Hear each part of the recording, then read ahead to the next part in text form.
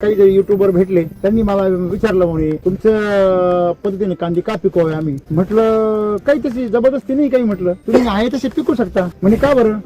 म्हटलं तुम्हाला जर तुमच्या मनाने कांदे विकायचे असतील तर आमच्या पद्धतीने पिकवा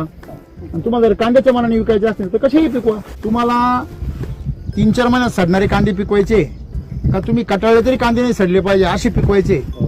तो विषय तुम्हाला सोनं पिकवायचं आहे का बेंटेक्स काम दोन्ही करणार आहे आणि नाशवंत कांद्याची व्याख्याच बदलून टाकते तोच तो विषय ना मग मला सांगा हनुमान त्याच्यामध्ये एवढी शक्ती होती का तो सूर्य गिळायला गेला होता हे खरंय खोटे परंतु जेव्हा समुद्र लंघन करायचं आणि श्रीलंकेत जायचं तेव्हा प्रश्न पडला कोण जाणार तिला तेव्हा जांबुवंतांनी हनुमानाला काय करून दिली तसं शेतकऱ्यांचं मी जांबुवंत आहे हनुमान रूपी शेतकऱ्यांना मी आठवण करून देतो राजा तू राजा आहेस फक्त तू तुझी जी शेती आहे ना त्या शेतीच्या बरोबर प्रामाणिक राहा आणि तिला श्रीमंत कर कोणाला मातीला तू या झाडाला किती श्रीमंत कर ती तुझी साथ देणार नाही पण तू मातीला जर श्रीमंत केलं ना तर माती नक्की तुझी काय करेल